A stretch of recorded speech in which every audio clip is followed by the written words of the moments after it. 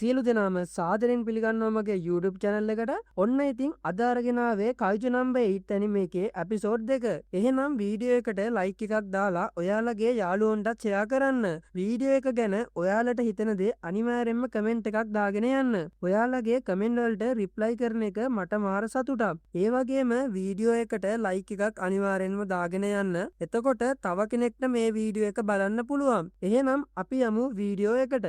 Video එක පටන් ගන්නේ කලින් එපිසෝඩ් එක ඉවර වුණ තැනින්. කතාව පටන් ගන්නේ කෆ්කාගේ පොඩි කාලෙන්. කෆ්කා පොඩි කාලේ මීනට කියනවා ඔයා බය වෙන හැම වෙලාවකම මන් ඔයා එක්ක ඉන්නවා කියලා. ඒක අහලා මීන හොඳටම hina වෙනවා. ඒත් මීනා ඒකට hina වුණාට මීනා ඒකට කෆ්කට ස්තුති කරනවා. ඒ සීන් එක කට් වුණාම පෙන්වන්නේ මීනාව ආරක්ෂක බලකායට නිවුස් එක හම්බෙලා හොස්පිටල් එකේ කයිජු කෙනෙක් ඉන්නවා කියලා. ඊට පස්සේ ඒ අය ආපහු යනවා හොස්පිටල් එකට ඒ කයිජු අල්ලන්න. දැන් පෙන්වන්නේ අපේ කෆ්කව. කෆ්කා හිබිනෝ දැන් ඉන්නේ රකුසෙක් විදිහට. Tamanගේ ශක්තිය පාලනය කරගන්නත් බෑ. නිකන් hina වෙන්න හැදුවත් ඒක පේන්නේ හරිම බය හිතෙන විදිහට. මෙතනදී ඇනිමේ එකේ තියෙන හාස්‍ය ජනක පැත්ත පෙන්නනවා. කෆ්කා හොස්පිටල් එකේ ඉන්න වයසක මිනිස්සෙක්ව hina ගස්සන්න ගිහින් හොර කලන්තේ දාලා වැටෙනවා. කෆ්කා ඒ මිනිස්සයව බලන්න යද්දි බිත්තියක් අල්ලනවා. ඒ බිත්තියත් කුඩු වෙලා යනවා. ඒ සද්දෙට හොස්පිටල් එකේ ඉන්න හැමෝම එනවා එතනට. චිකාවා මේක දැකලා හොඳටම හොල්මන් වෙලා ඉන්නේ. මෙතනදී අපිට පේනවා කෆ්කා රකුසෙක් වුණාට එයාගේ මොලේ තාමත් මිනිස්සෙක් වගේමයි කියලා. කොහොම හරි ඉචිකාවා කෆ්කව හොස්පිටල් එකේ ජනේලෙන් පන්නගෙන එක්කගෙන යනවා හැංගෙන්න. කොහොම හරි බිල්ඩින් එකෙන් පහළටම පැනලා යනවා. කෆ්කා පනිනකොට හෙන දුරක් පනිනවා. මේ අය පස්සෙන් දැන් ආරක්ෂක බලකාය කට්ටියත් පන්නගෙනම එනවා. මේ දෙන්න පැනල යන ගමන් නිද්දි ඉචිකාව අහනවා ඔයාට මේ මොකද වුනේ කියලා. මේ වෙන දේවල් කාටවත් හිතාගන්න බෑ. ඒ වෙලාවේ කෆ්කා කියනවා අපි ඒවා පස්සේ කතා කරමු මට දැන් නිවසන්න බැරි චූබරක් තියෙන්නේ ඉචිකාවා කියලා. ඒ වෙලේ ඉචිකාවා අහනවා ඔයාගේ රකුසු සිරුරෙන් කොහොමද චූ දාන්නේ කියලා. ඒත් එක්කම කෆ්කා එයාගේ පපුව දෙපැත්තෙන් චූ කරනවා. කෆ්කාටත් තාම එයාගේ අලුත් ශරීරය පාලනය කරගන්න බෑ. මෙතනදී වැදගත්ම දේ තමයි කෆ්කාගේ පෙනුම. එයා සාමාන්‍යයෙන් ජීවත් වෙන කයිජු කෙනෙක් වගේ නෙවෙයි. ඒ වගේම කෆ්කට එකපාරටම කුරුල්ලෙක්ව කන්න හිතෙනවා. කෆ්කා කුරුල්ලෙක් කනකොට ඒ ගැන ඉචිකාවට අප්පිරියාවක් හිතෙනවා. කෆ්කා කයිජු කෙනෙක්ට වඩා හරිම වෙනස් බලවත් පෙනුමක් තියෙන්නේ. ප්‍රශ්න තියෙන්නේ කෆ්කා දැන් මිනිස්සෙක් නෙවෙයි කියලා පෙන්වන්න ගත්තත් එයාගේ හදවත තවමත් ඒ පරණ කෆ්කමයි. රෝහලේ අනතුරු ඇඟවීමේ එලාම් එක වැදුනාම එයා එතනින් පැනලා යනවා.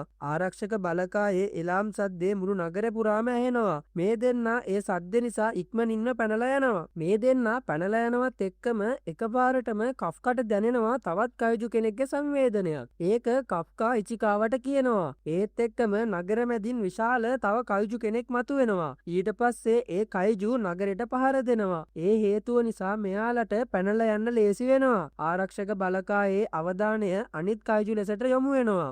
ඒත් කෆ්කට පැනලා යන්න හිත දෙන්නේ නැහැ. කොහොම හරි ඉචිකාවා කෆ්කාව එක්කන් යනවා. ඒත් එයාලා හැංගෙන්න දුවගෙන යද්දි එයාලට දකින්න ලැබෙනවා රෝහලේ නටබුන් අස්සේ හිරවුණු මවක් සහ කුඩා දියණියක්. ඒ වෙලාවෙම පොළව යටින් තවත් යෝජු කෙනෙක් මතුවෙලා ඒ දෙන්නට පහර දෙන්න හදනවා. එයාලට කිසිම දෙයක් කරගන්න විදිහක් නැහැ. ඒ පොඩි ළමයා හොඳටම බය වෙලා අඬනවා. නගරෙට පහර දෙන කයිජු නිසා ආරක්ෂක හමුදාවට එන්නත් පරක්කු වෙන නිසා කෆ්කා තීරණය කරනවා Tamanගේ රකුසු බලය පාවිච්චි කරලා ඒ දෙන්නව බේරගන්න. යෝජු අර ළමයට පහර දෙන්න යද්දිම කෆ්කා ඇවිත් යෝජුව ඉවරයක් කරලම දානවා. ඒත් ඒ යෝජු එතනදී ඉවර වෙන්නේ නැහැ. මෙතනදී කෆ්කාගේ වේගය සහ ශක්තිය අපිට බලා ගන්න පුළුවන්. කෆ්කාගේ මනුෂ්‍යත්වයේ සහ රකුසු ශරීරයේ අතර තියෙන ගැටුම. එයා රකුසෙක් වුණාට එයාට දැනෙන්නේ වැඩිහිටි මිනිස්සෙක්ට දැනෙන ලැජ්ජාවමයි. කෆ්කව දැකලා පොඩි ළමයා හොඳටම බය වෙනවා. ඒත් ඒ ළමයා කෆ්කට ස්තුති කරනවා එයාලට උදව් කරාට. ඒ වෙලාවේ හිර වෙලා හිටපු ළමයාගේ අම්මවත් ඉචිකාවයි කෆ්කයි දෙන්න එකතු වෙලා බේර ගන්නවා. ඒත් එක්කම අර යෝජු ආපහු ඇවිත් දෙන්නට පහර දෙන්න එනවා. මේ වෙලේ කෆ්කා ඉචිකාවට මේ දෙන්නව අරන් යන්න කියලා කෆ්කා එයාගේ මුළු බලයම ලෝඩ් කරලා එක පහරක් දීලා ඒ යෝජුගේ කතාව සම්පූර්ණයෙන්ම ඉවර කරලා දානවා. ඒ පහර දැකලා කෆ්කටත් පුදුමයි. ඒක නිකම් පහරක් නෙවෙයි. මුළු ප්‍රදේශය පුරාම ඒ රකුසගේ කොටස් විසික් වෙනවා. ඒ තරම් ප්‍රබල ප්‍රහාරයක් තමයි කෆ්කා නිකුත් කළේ. ඒ වෙලාවේ අර කුඩා දියණිය අනතුරේදී කෆ්කා ඒ අයව බේරගත්ත නිසා ඒ දියණිය කෆ්කා දිහා බලලා ස්තුතියි කයිජු මහත්තයා කියලා කියනවා. රකුසෙක් මවක් සහ කුඩා දියණියකට පහර දෙන්න හදද්දිත් ඔහු බේරගත්ත නිසා කෆ්කා තමන්ගේ මනුෂ්‍යත්වය අතෑරලා නැති බව මේකෙන් පෙන්නනවා. මෙතනදී කෆ්කා අර දෙන්නට හොස්පිටල් එකට යන්න කියනවා. මෙන්න මේ වෙලාවේ තමයි කෆ්කට එයාගේ මිනිස් ස්වරූපයට ආපහු වෙනස් වෙන්න පුළුවන් වෙන්නේ. දැන් කෆ්කා දන්නවා එයාට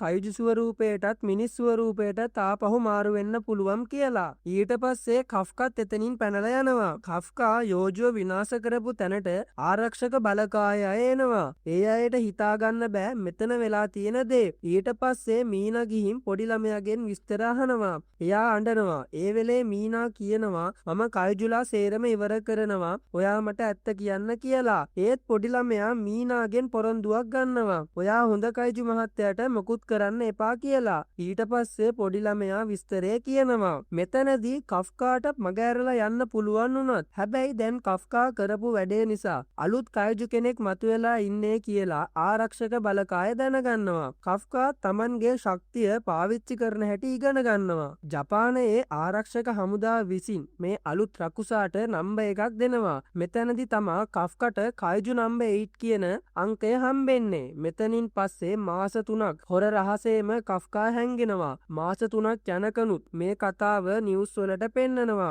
ඒක දිහා කෆ්කාගේ කණ්ඩායමේ අය බලන් ඉන්නවා. අපි තවත් පරිස්සම් වෙන්න වෙයි. ඒ වගේම ඉස්සරහට වැඩ ගොඩකුත් තියෙයි. ඇත්තටම මේ කයිජු නම්බර් 8 කියන්නේ කවුද කියලා කියනකොටම ඉචිකාවා එතනට එනවා. ඉචිකාවා මේ අය කතා වෙන සේරම අහන් ඉන්නවා. ඇසින්දුටු ශාක්සිත් එක්ක ආරක්ෂක බලකායෙන් බේරිලා පැනලා ගියපු එකම කයිජු කෆ්කා විතරයි. කොහොම හරි අපි මේක විසඳගන්න ඕනේ කියලා හිතනවා. ඒත් එක්කම එයාලගේ කම්පැනි එකේ මැනේජර් ඉචිකාවට කතා කරලා ඔයාලට අලුතෙන් ලියුම් දෙකක් ආවා කියලා ඒ දෙක ඉචිකාවට දෙනවා. එක ලියුමක් ඉචිකාවගේ අනික් ලියුම අපේ කෆ්කාගේ. මේ ලියුම ඇවිත් තියෙන්නේ ආරක්ෂක බලකායට බඳව ගන්න පරීක්ෂණය ගැන. අපේ ඉචිකාව නම් ඒක පාස්. ඉචිකාවට නම් හොදටම සතුටුයි දැන්. කෆ්කා ඉන්නේ වැඩ භූමියේ නිසා ඉචිකාවා ඒ ලියුමත් අරගෙන දුවගෙන යනවා කෆ්කව හම්බෙන්න. ඊට පස්සේ ඉචිකාවා කෆ්කා ළඟට ගිහිල්ලා කෑ ගහනවා ඔයා ආරක්ෂක බලකායට බඳව ගන්න පරීක්ෂණයට සමත් වෙලා කියලා. ඒක කියද්දී කෆ්කා ඉචිකාව දිහා බලනවා. බලද්දී කෆ්කා ඉන්නේ කයිජු ස්වරූපෙන්. ඉචිකාවට හොඳටම මල පයින්නවා දැන්. කෆ්කා එයාගේ කයිජු ස්වරූපයට හුරු වෙලා ඒක පාලනය කරන්න ඉගෙනගෙන කොහොම හරි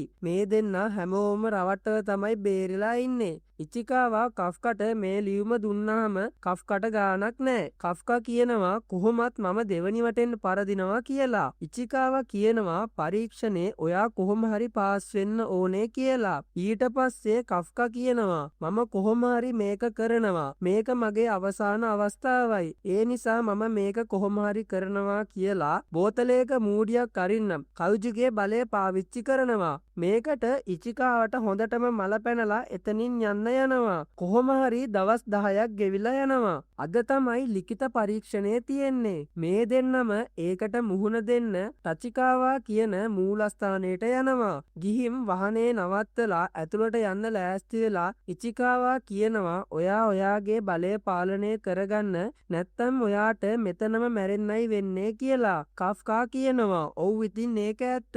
අපි වටේටම ඉන්නේ ආරක්ෂක බලකාය මිනිස්සු. ඒ නිසා මම බලය පාලනය කරගන්නම් කියලා කියනවා. ඔන්න මේ වෙලාවේ තමයි කතාවේ තවත් සුපිරි චරිතයක් එළියට එන්නේ. මෙයාගේ නම තමයි කිකෝරු ශිනොමියා. කිකෝරු ඇවිත් කෆ්කට කෑ ගහනවා ඒයි නාකියෝ මේ කබල මෙතනින් අයින් කරගන්නවද? මට මගේ වාහනේ පාක් කරගන්න ඕනේ කියලා කියනවා. මේක අහලා කෆ්කා කෑ ගහනවා යකෝ මෙච්චර තැන් තියෙන්නේ මොන ලබ්බටද මෙතනම ඕනේ කියලා. ඒ වෙලේ කිකෝරු කියනවා මගේ ලකි නම්බර් එක 5. ඒ නිසා මට මෙතනම ඕනේ කියනවා. ඒ වෙලේ කෆ්කටත් හොඳටම මල පැනලා මේකිට හොඳටම බයිනවා. ඊට පස්සේ කිකෝරු එයාගේ කබාය ගලවනවා. එයා ඇඳන් ඉන්නේ අමුතු ඇඳුමක්. ඒකෙන් එයාගේ ශක්තිය වැඩි කරනවා. ඊට පස්සේ කිකෝරු කෆ්කාගේ වෑන් එක අතින් උස්සලා විසි කරලා කෆ්කට එයාව හඳුන්වලා දීලා කෆ්කා ළඟට ගිහින් කියනවා මට තමුසෙ ළඟින් කයිජු ගඳක් එනවා නාකියෝ කියලා. මෙතනින් මේ එපිසෝඩ් එක ඉවර වෙනවා. මෙතනින් කයිජු නම්බර් 8 එපිසෝඩ් 2 ඉවර වෙනවා. අපි ඊළඟ එපිසෝඩ් එකෙන් බලමු කෆ්කා එක්සෑම් එක පාස් වෙයිද කියලා. එහෙනම් ඊළඟ එපිසෝඩ් එකකින් හම්බෙමු. අදට මම ගිහිල්ලා එන්නම්.